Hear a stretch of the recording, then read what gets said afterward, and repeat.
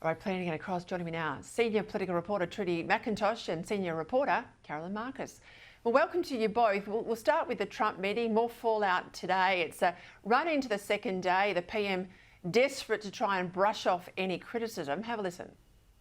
The decision that he made, that meant that the meetings that were scheduled, not just with myself, but with India, Ukraine, including President Zelensky, Mexico, and other countries didn't go ahead today. With everything that's happening in the world, your ties with these allies, potentially consideration of going to the NATO meeting? Yes, that's being considered.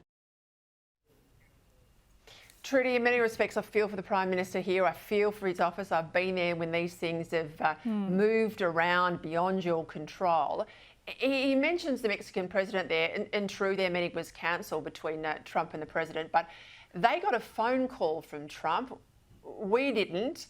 Now he's talking about junking his program for next week and heading off to NATO. So clearly he's made a call that this meeting now cannot wait until September, hasn't he?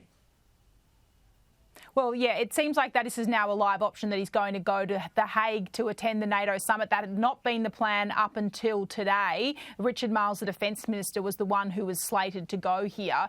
It shows you, as you say, they do want to secure this first face-to-face meeting. It had been telegraphed for such a long time as being at the sidelines of the G7 summit. Donald Trump suddenly pulls the rug out from under Anthony Albanese, but not just him. Ukraine's president was in the same situation. His country was under attack as he was flying to this summit. But he's had a meeting. He goes all that way not to see. He has, that's true. But the reporting out of Ukraine is they were still disappointed that this is something that not just Australia is dealing with. How do you deal with a president whose schedule continues to change?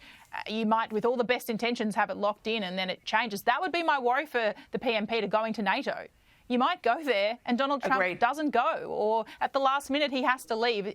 Does that a worse situation to attend for a second time and then be snubbed apparently again? I think it's risky to go. He's been to them in the past. There is a precedent for it. But, yeah, what a time in politics to be in.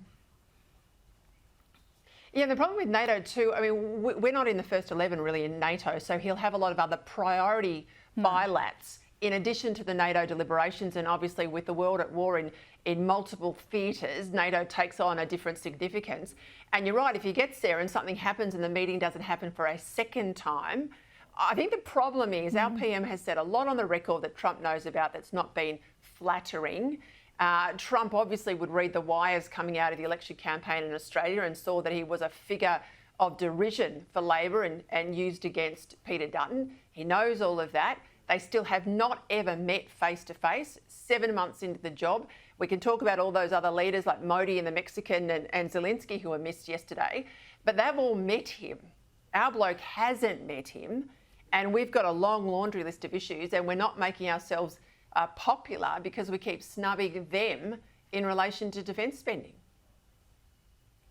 Yeah, it's just a tricky issue. The one thing that stood out to me before this election of Donald Trump again, Keir Starmer went privately to Trump Tower to meet Donald Trump in the very likelihood that he was going to be re-elected, that the UK Labor team thought it's better to try and lay the groundwork for a potential Trump second term. We didn't take that opportunity. The decision was made not to do that. So it does make this complicated. Anthony Albanese, the only upside I thought yesterday, Peter, is that tweet from Caroline Levitt, the press secretary, didn't come out during Anthony Albanese's press conference. He'd only just left in front of the press pack. Imagine that, being told by journalists to your face that your meeting's been cancelled. I think that was the one silver lining for him yesterday.